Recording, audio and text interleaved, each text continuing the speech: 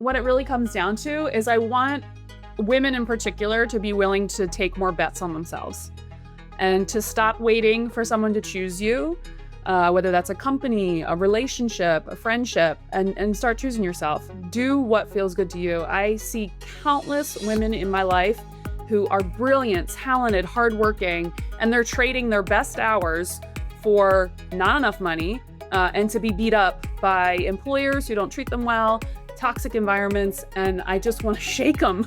You know, you are capable of so much more if you just let go of this fear of failing, fear of looking silly, fear of wondering what everyone's talking about you behind your back. Like, screw it.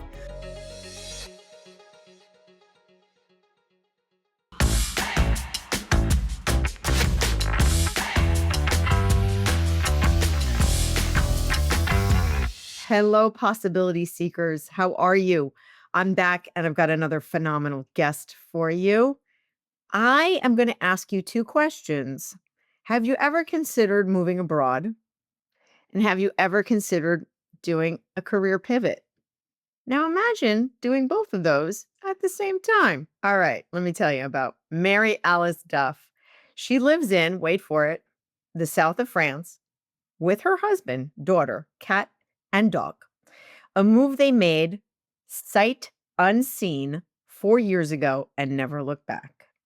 If Mary Alice isn't traveling throughout Southern Europe or tucked into a good book, you'll find her in the kitchen, cooking, baking, or entertaining. And oh, the work thing. Well, okay. She's a portfolio careerist. She partners with small business owners as a fractional COO and transformation partner, running coaching programs for new fractional operators and writing about the messy, joyful reality of self employment and small business. These days, she tries to approach both work and life with a spirit of joie de vivre, curious, playful, and full of possibility. Welcome, Mary Alice Duff. Hi, Monique. Thanks for having me. Or as they say in the south of France, bienvenue. Ah, merci. This is so cool. So you have lived and done what so many talk about doing. Can you tell us about your entrepreneurial journey and your professional background before we unpack this whole shift to the south of France? Sure, sure. So, my background, my career, entrepreneurial journey is extremely unconventional. I actually started in the world of social work and community organizing. I went to graduate school for social work and law. So, big nerd, got two master's degrees in a very short period of time, and thought I was going to go into policy and politics. I was like marching down to Washington, D.C., like that was the plan. Life took me in a different direction, and I actually moved to Spain for a spell right after graduate school. And I got my first taste of what the other parts of the world were like, you know? I grew up right outside Philly in like a very working class blue collar family, so like travel wasn't a thing, experiencing other cultures wasn't really a thing. I didn't know anybody who did this kind of stuff. So anyway, I ended up back in Philadelphia, worked in the nonprofit sector for a while, worked my way up to a chief of staff role. So basically running a $10 million organization, learned everything I could about people, ops, money, everything, and then started my own company. I ran a clothing business for 5 years in Philadelphia. And that was a crash course in both business development and personal development. You learn a lot about yourself when you become an entrepreneur. And from there, when I decided to close the business, I was exhausted from it. I started doing fractional COO work. So partnering with similar businesses, small businesses, you know, sub 5 million, 3 million in revenue, small, scrappy teams, bootstraps, trying to bring a great product or service into the world and just really needing an operational partner to make it happen. So that's what I do now. I work with clients all over the world, and I also coach people who want to transition from full-time employment into what's called fractional leadership. So fractional chief operating officers, finance officers, marketing officers, because I'm convinced everyone should just learn to be an entrepreneur and make their own money. What an idea, my friend. I don't know. I've been a fractional CMO for 27. I am certifiably unemployed. Right. My parents keep asking when I'm gonna get a real job. Like, when are you gonna go like get a job? I'm like, I have a job. Like, So that's very funny. Well, that is the blue collar sort of, If it's not a place, it's not work. yeah, well, the flip side is I remember my cousins in from France asking me why I needed to go back to college when I already had a degree. I was going for my MBA, and they were like, "What do you need to do that for? Like, you already are making money, you're gainfully employed, you have a great job. What's wrong with you?" So you said something when we first started talking about your first business, the clothing business that you had. There was I'll call it a COVIDitis of that business, wasn't there? Yeah. Yeah, yeah. So I ran the company, let's see, I would have been 3 years in when COVID happened, I believe. And we business was doing really well. And we moved from a teeny tiny little row home, like a row home is where all the houses are stuck together. We were operating out of this, like, converted house, me and my team, and we had sewing machines everywhere and cutting tables, and we got this opportunity to get this incredible studio, open space, big bright light. It was like a big deal move. We hired movers, packed up all the machines. March 15th, 2020 was moving day. The drivers, delivery guys dropped everything off. I will never forget this. It's around 12 PM lunchtime, and we get a mass text that goes out to all city residents. All businesses must close. You must send your employees home. And that was it. Like, I didn't run a business that could be run remotely. I mean, we tried. We actually moved our sewing machines into our employees' houses. We sewed thousands of masks for healthcare workers. We tried our darndest, but it was like you just didn't know when it was going to end. And little by little by little by little, the business just got decimated. And it just got to the point where I was working very, very hard without any return. And you can't do that forever. I did it for 5 years. So let's address that you've been living in France with your family for the last 4 years. Now, your decision to move shocked and amazed me because you guys didn't speak French. No. You didn't know the country. That was pretty freaking ballsy, Yeah. girl. Yeah. How, when, and why did you feel the decision to do that? Yeah, it was, ballsy, crazy, all sorts of adjectives, but, it was during COVID, and both my husband, he was a teacher at the time, and I was still trying to run my business, and so we're both working remotely, right, from our home. It's late at night, we're sitting in bed with our laptops, and I just kind of jokingly said, "Why do we live here? Like, we're from Philly, our parents are from Philly, grandparents, like, my ancestors literally came over on a boat, moved to Philly, and we've been here ever since. Like, why do we live here?" And so we just kind of cheekily said, "If you could live anywhere, where would you live?" And we were both like, "Ha ha ha, the south of France." And it was a joke.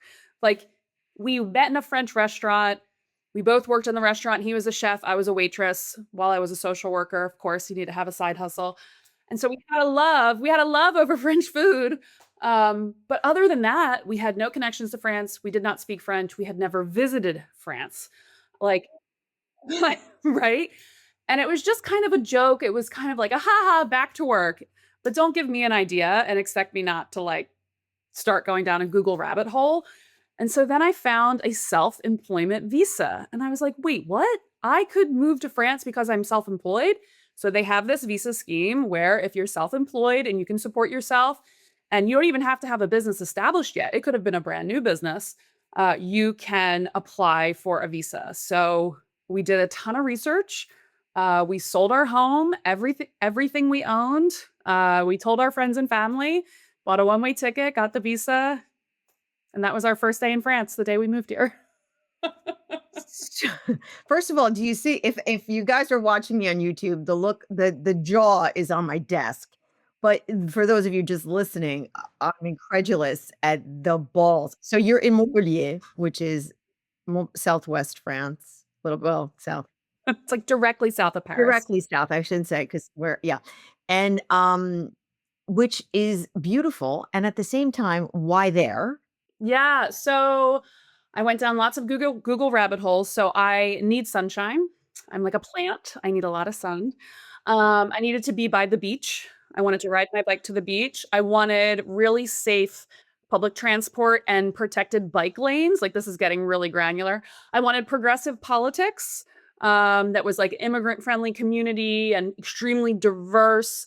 And I wanted some level of affordability. So we're from Philadelphia, where the cost of living just, I've lived in Philly my whole life, but I would say from my mid 20s to my mid 30s, it just exploded like out of Yeah. control. Yeah. Well, I remember I live in New York Metro, so Yeah, there's that. so it's even worse. But we had people moving from New York to live in Philly and then take the Amtrak because it was cheaper, right? But Sure. still, Yeah. just too high. And so Montpellier just kept coming up in my search. And then I found this incredible And this is group of, before ChatGPT people, okay? yes, this is just a good old fashioned Google. Like, listen, I didn't need ChatGPT, just some Google and Facebook. And I connected with a bunch of different people on Facebook, this women's group that was like an English speaking group of women in the region who organized like social events. And then when I got here, I went to a couple social events, met some people, and then my friend group kept growing. And Are you hanging out with the expats? well, it's a mix. It's like a French person married to someone from another country, or I have like my two best friends are both from Chile, and then I have one American best friend who married a Frenchman, and a woman from Lesotho who married a Frenchman, and then I have a French girlfriend who's married to a guy from Uruguay. It's a super multicultural. We joke we're like the United Nations. We have representation from like every continent. But yeah, we found a friend group and we found a school and we found things to do and we travel, and there was never a moment where I said, "Oh, we picked the wrong place." Like it all felt just so aligned, you know? Yeah. So that's why I'm Montpellier, and that's why I'm not leaving. Well, I'm not leaving until my daughter's done school. That's my commitment. So how old is your daughter now? She's 11. She's 11. She's probably bilingual and thriving. She's getting there, and she's also working on a third language. She's fascinated by Spanish. So she's on, I have to give her a shout out, 177-day streak on Duolingo on Nice. Spanish. Yeah, Nice. she's loving it. Yeah, I love the ability to speak Spanish is such a game changer. For sure. It's just And we're it so really is. close to Spain. It's just a few hour drive to Exactly. like just cross the border into Girona and then Barcelona. It's beautiful. What are the factors that you think made this move successful? I think you've identified some of them, but I wanna encapsulate them all. Yeah, I think, well, one, I mean, I'll always just give a shout out to self-employment. Being able to make your own money means that you could essentially live anywhere as long as you can get a visa. And so many countries have self-employment opportunities, entrepreneurial opportunities. The other is just research, like a ton of research, gathering all the information you can. I talk to as many people as possible. Um, and then lastly, just kind of having faith in myself and trusting that what is the worst that's gonna happen? We go, we hate it, we come back. Okay. Like, if that's the worst thing that happens to us, that's really not that bad. Okay, I look a little silly and I feel a little embarrassed, but the best case scenario is we move and we love it. That felt like a risk worth taking, you know? I love that. Spoken like a true COO, you know? No, I mean that. I mean that from my heart. It's you had the operational excellence and confidence in yourself to make it work. It's funny, I had 2 women on the podcast I encourage you to listen to, Seppi to Baby, and I, I would know love her. Yeah, yeah. okay, so you know Seppi. Yeah, of She's course. been really instrumental in getting a lot of, specifically women for those of you who missed the episode, she is a specialist in helping women relocate to, different countries, specifically Europe. She was episode 79. And then I'm going to drop an episode with Michelle Coulson. Do you know her? I know Michelle too. She was my career coach at one point. There you go. I think that's how we got connected, actually. Just to put a finer point on what Mary Alice is saying, I believe that the self-employment entrepreneur's visa, it asks you to prove that you have a minimum of $20,000 in assets and anywhere from $2 to $3,000 of income, self-sustaining income per month. So basically what they really want you to not do is come on to their dole, right? They don't want you to come in and, suck their unemployment resources to death. It's totally doable. Yeah, so now we're gonna talk about your business how you're helping business owners Yeah. that are like and maybe a little unlike yourself, but Mhm. what's your process? How do you kind of add the value that you do? Yeah, yeah. So I target business owners. It's a very specific profile, although I am pretty industry agnostic. So these are businesses earning between 500,000 and maybe as high as 5 million. I have a tendency to focus on what I call experiential businesses. So, tourism, travel, food, experiences, tours, basically any business that is people heavy. It requires people to make the magic happen, right? And you're convincing people to get offline and in person and have an experience together, right? These businesses are usually started by people who aren't business owners. They're chefs, they're artists, they're athletes, whatever, fitness trainers. And so what I do is I come in and I do an audit of their business first. So I take a look at their marketing and sales, their finance. I dig into every single little line item, operations and systems, and I talk to all their people. And so what I'm trying to do is assess where the business is because so often these small business owners, they're solving for one specific problem. If I just had more Instagram followers, we'd have enough sales and then we'd be okay. And it's like, yeah, that might raise your revenue, but if your costs are actually not correct and you're actually not profitable for an individual thing that you're offering, no amount of leads is going to change that, right? So I really look at it as a large scale ecosystem. And then after we do that audit, I come on as their fractional COO, fractional COO, transformation partner, whatever you call it. But my only goal is to make them profitable. These are bootstrapped companies, they don't have investors. And my objective is how do we not just increase your revenue, but make sure every dollar or euro coming in is actually profitable revenue. So you can reinvest it in the company and actually grow it in a way that's sustainable, scalable, and doesn't burn out your people or the founder. I want the founder to enjoy their life. Like, what's the point of being an entrepreneur if you can't enjoy your life? So that's a little bit about how my process looks. Yeah, I quite like it.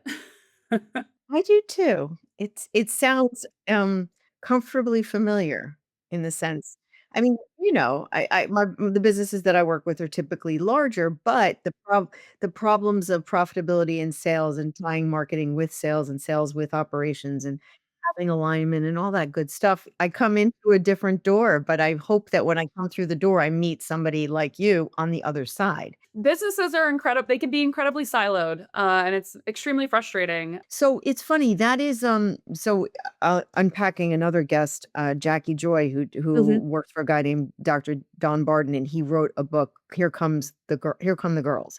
And the basic premise of the book is how much of leadership in the 2030s are going to be women, and how much Mm. more the economic shift, Yeah. controlled by women is going to even escalate further.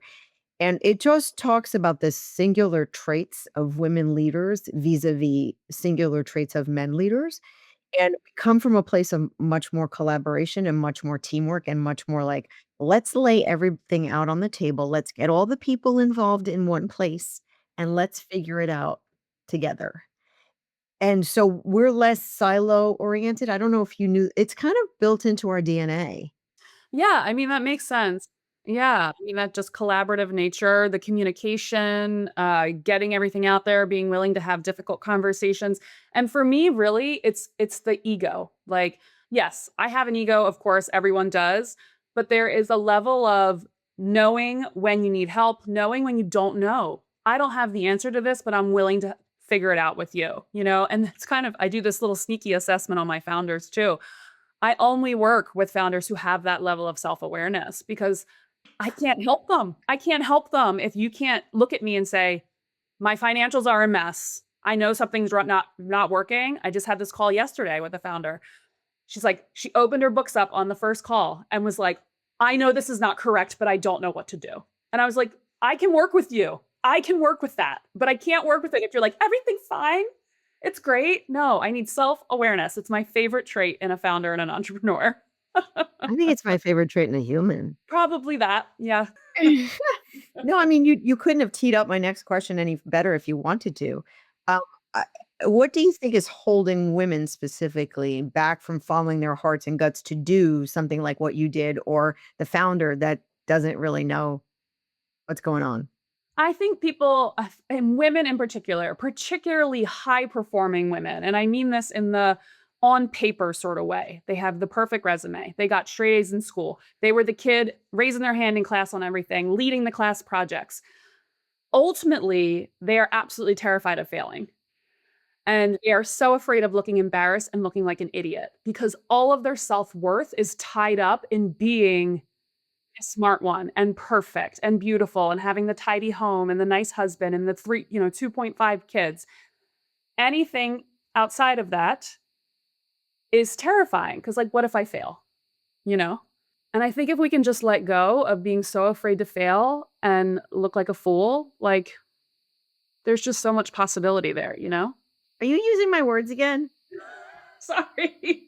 I'm kidding. I'm totally kidding. I mean, I don't know. This podcast was called Possibilities. I don't know. That's in my head now. That's in your head. So we talked about that kind of confidence being born versus developed. What's your thinking on this? Yeah, so I guess I have a controversial take. I always am told, "Oh, well, things work out for you because you're confident." So I hear this a lot from I have 2 sisters. Shout out if you're listening, sisters.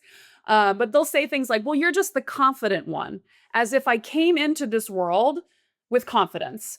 And I just don't believe that's how confidence works. I think confidence, just like creativity, is a muscle and it requires daily workouts. And those workouts come from doing things that make you a little uncomfortable. And it's not just like one big leap, right? It's a series of little steps. It's speaking up in the meeting when your stomach is churning and your voice is shaking, but you do it anyway. That's how you build confidence, right? Like it's giving someone your honest to goodness opinion, even if it means maybe that relationship or friendship is going to be over, right? It's those little teeny tiny actions that build confidence. It's not like you're just come into the world and you're just a more confident person than the other. It's a practice and it's one that I am like deeply committed to. Like I get up every morning and I lift weights and I also do something a little scary every single day. And that's how confidence gets built. And even when I don't feel that I'm confident, I just have to tell my brain like fuck it, you can do it. You have to just take the first step. And then the next step isn't as scary. And then the next one isn't scary at all. It's just, it builds over time, it compounds. Okay, your assignment for today is to read the bloody book so you can see your words in action. 'Cause I no, all kidding aside, in the book, I talk a lot about micro moments, and it's the tiny little decisions, and I talk about compounded interest, which my husband and I like to refer to as the 7th wonder of the world or whatever, but it's this idea that you have these tiny little moments every single day, all day long to make these decisions that build on one another, that give you these outcomes. Sometimes you don't see them for years. And sometimes you look up, like, and you finally have this moment. I've been feeling this in the past 3 months or so, this quiet, like clicking, sliding into place of all of these various seeds I've been planting, relationships I've been cultivating, ideas I've been putting out there. And it's like, oh, things are just working. Like this just works. Like I love my work. I love the life I'm building. And it doesn't feel like so painful and scary anymore. It all just works. And I think confidence is the same thing. I agree with you personally. I do think that too, and I think you have a choice. Your sisters who may have been brought up in the same household, and I have the same thing with my brother. We're very different humans, and even my 2 kids, they're different humans. It's this idea of what happens when you're confronted. Do you rise to the occasion and persevere, or do you kind of make yourself small and become the victim? We're going back to the notion of developing the muscle and high performing women who don't do failure well. Yeah. I used to be one of them. Definitely used to be one of them, best grades, super high performer. Let me get 2 master's degrees in less than 2 years, had a very, what I would say, like safe career, right? Follow the steps. You start out, entry level in the nonprofit sector, kept rising up, kept rising up. And then I went to this conference. The organization flew me out to this conference. It was a nonprofit conference, and this woman gets up on stage and they were giving her an award, 30 years in the nonprofit sector. And it was this, she was beaming. I mean, just absolutely, thank you, like gave this big speech and it like hit me right in the gut. You don't want that. That's not what you want, even though that was what I was supposed to want. That's what I was being prepared for, like to take over the CEO role within the next couple of years.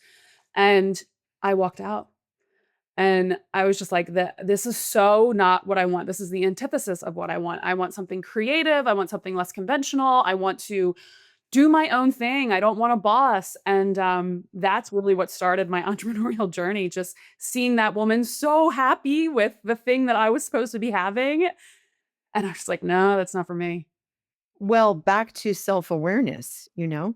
And then we talked about doing hard things, which you clearly I love the muscle memory that you're building, doing something that makes you uncomfortable every day. I do feel that's a great practice. Fear of failure, what do you tell people that are I mean, you're working with founders and you're working with female founders and you're working with entrepreneurs and you're working with people that are inherently, because they hired you, failing in some way, shape, or form. Yeah. I mean, I usually am uh very not complimentary in that like I'm blowing smoke, but I was just talking to a founder the other day, and she's managed to build her company to $700,000 dollars a year with her, one other person, and a half-time person. Zero marketing strategy, no email marketing. They post a couple times a week on social media, and I'm like, "You they do these retreats in France. And I'm like, she's feeling all bad about her numbers. And I'm like, you've managed to build something out of nothing. That's incredible. You created a thing that didn't exist before you created it. Like that in and of itself is amazing. And then the second piece being these people, a lot of the times the founders I'm working with are beating themselves up for not being quote unquote business people. I'm like, but you're not business people. Like you were an artist, you were a fitness trainer, you have all these other incredible skills that make these experiences for your clients amazing. You can't be expected to know how to run everything. So I always say give people grace. So acknowledge where they're at and what they've accomplished, but also, we can do so much more if we just get another brain in the room. That's a good way to put it. Have you, read The Great Game of Business? I have. Yeah. So for those of you who are listening who have not read The Great Game of Business, it's kind of a quick reminder that what Mary Alice is saying, which is if you are a great pastry chef, that doesn't necessarily make you inherently obligated or successful to open up a bakery. If y right? If you're an artist, that doesn't make you necessarily inherently, gifted in running an art gallery. I Just because you have the skill of the thing that makes you crazy and or happy or both, does not make you inherently successful at the thing that you do. So, if you're a great hairdresser, you don't necessarily need to own a hair salon, and on and on and on. So, that's where I think we need to be really, really cautious as entrepreneurs or people that want to consider opening their business based on a passion, that you have the team and the thinking behind running the business, not doing the thing. Yeah, exactly. 100%. And again, this comes down to self-awareness, recognizing you don't know what you don't know. And so ask for help. And when I started my clothing company, I should have gotten help sooner.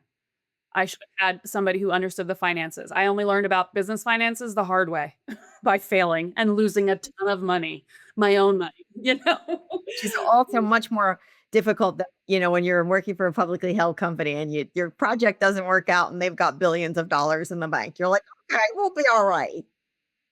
Yeah, I know, right? So what's the best career advice you've ever been given? The best career advice I've ever been given was definitely, from fellow entrepreneurs, who, it was a entrepreneurial business coach, and it was just a reminder to stop waiting for permission, stop waiting for this opportunity to arrive. If this post would just go viral, if some celebrity would just wear my thing, right? Like I worked in fashion. If we could just get, some feature, everything is just magically going to fall into place. Like there's this magical panacea just out there waiting, to bestow upon your business. And that it's a series. I mean, but so many people operate that way. No, people operate their lives that way. There's an entire coaching program that I've done called Landmark, where it's literally they show you how silly we are when we go, "When I do X or when I get X or when I can buy X, my life will be perfect." No, your life is right now. You need to live in the right now. And your life can be great if you stop waiting for the thing to validate the thing. Exactly, exactly. And it's these micro actions, these micro movements, again, the compounded interest that happen over time.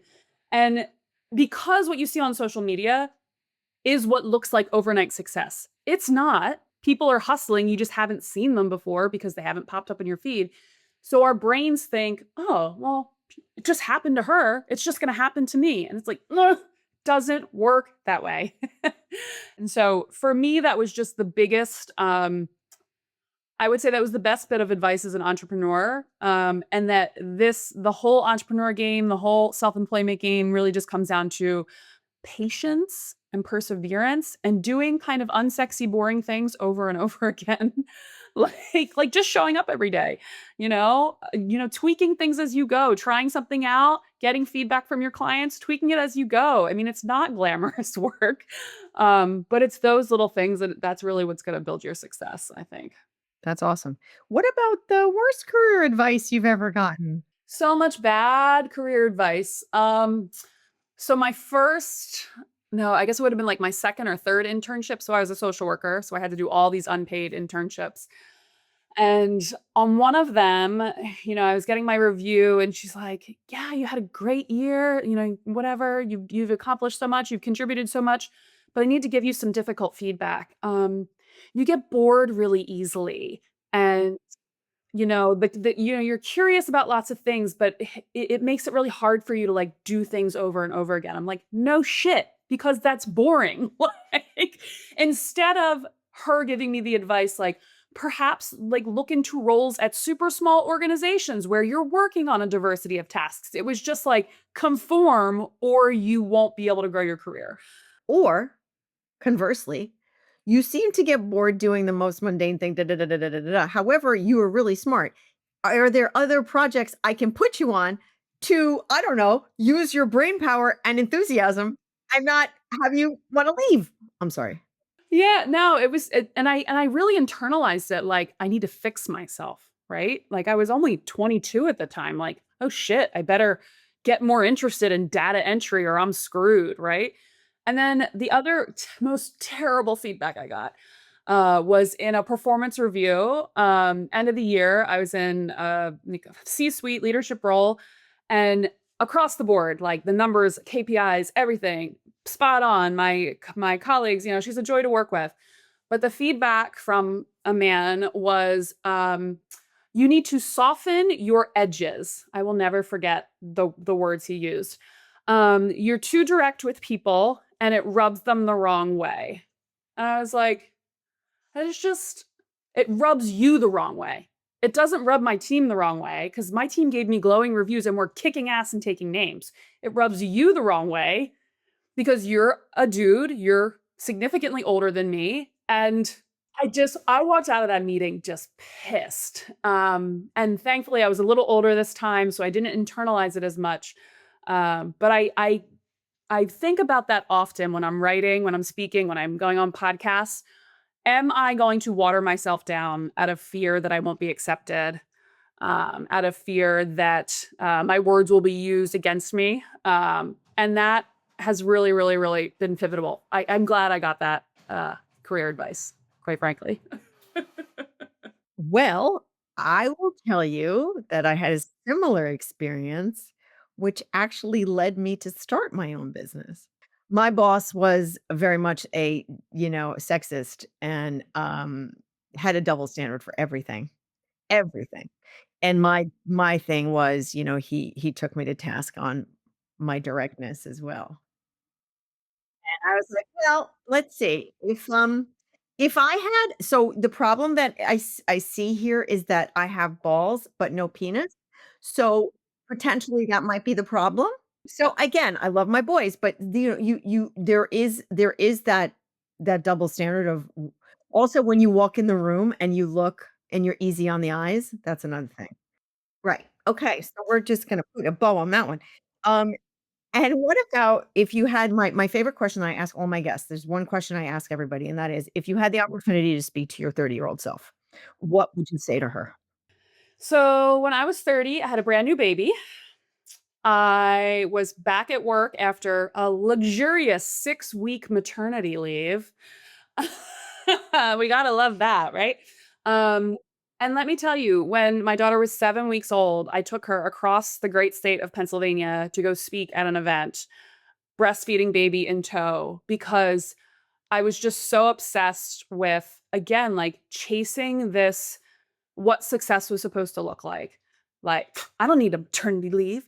Of course I wanted a maternity leave. I didn't have any money for one, and my company wasn't providing it, right? So I'm just back out there. Like, I joke that I girl bossed my ass off. Like, I drunk the Kool-Aid, millennial, I'm 40 years old. Like, I came up in that culture of we just need to work harder, girls, and we need to get to the top and by any means necessary. And it meant like acting like a man to get ahead. And in retrospect, that the advice I would give to her would be slow the fuck down. Like, where are you going? Where are you going? Like, I always felt like I was up against this clock. Like, I'm running out of time. What time? Whose clock? Like, and so it was getting older. It was a failed business. It was moving to France. And it was just this realization that I am not in some competition with other people. Like, when I finally just let go of that, stop giving a shit what other people think about me and my choices about my business and my family and my life. Stop giving a shit about what people think about the crap I post online. Like, that is when everything started to feel really good. So I would go back in time and be like, girl, slow down. There is no clock. The only person you're racing against is yourself. Um, and yeah, just stop worrying about what other people think. You get to define success on your own terms. It's I think when you turn 40, there's a certain amount of grace that you give yourself. When you turn 50, you're a ultimately don't care at all. And then I can just tell you after turning 60, I can tell you that I am beyond all of it. Yes, fantastic. I am so looking forward to this. Like, And I believe that every decade is better than the last. So I don't buy into the rhetoric that I'm getting older. I'm like, "What? Get over yourself." Anyway, so what might be we have been having so much fun, I could talk to you for all day. What might be the take yeah. What might be the last takeaway or 2 that you wanna leave the audience with? yeah, I think, you know, what it really comes down to is I want women in particular to be willing to take more bets on themselves and to stop waiting for someone to choose you, whether that's a company, a relationship, a friendship, and start choosing yourself. Do what feels good to you. I see countless women in my life who are brilliant, talented, hardworking, and they're trading their best hours for not enough money and to be beat up by employers who don't treat them well, toxic environments, and I just want to shake them. you know, you are capable of so much more if you just let go of this fear of failing, fear of looking silly, fear of wondering what everyone's talking about you behind your back. Like, screw it. Life is short. We've got one go round on this planet. Make it worth it. So I just want to see more women bet on themselves. That's it. I love it. I love it. I have 2 people to introduce you to. All right, possibility seekers, can you please, for the love of God, subscribe to the podcast so that we know that you're tuning in on a regular basis? And also, if you're so inclined, which I would like you to, I'm going to ask you, the powerful ask today is rate the podcast. We have some badass women coming, taking time, or I'm spending the time, energy, money, and effort to make these podcasts for you. Please, I'm not getting compensated, so the least you could do is just give me a little rating and show me some love. Thank you, Mary Alice Duff. You've been a pleasure, and make it a great day. Thank you so much for listening to Possibilities with Monique de Maio, where we unpack life as a female mover and shaker. If you like the show, please consider liking it, or better still, subscribing to it and leaving us a rating. It truly does help. Also, you can pick up my book, The 7 Secrets to Creating a Life You Love, a practical guide for women in leadership. You can find the book, other episodes of this podcast, and how to stay in touch at moniquedemaio.com. DEMAIO. I look forward to seeing you again soon. With gratitude, Monique.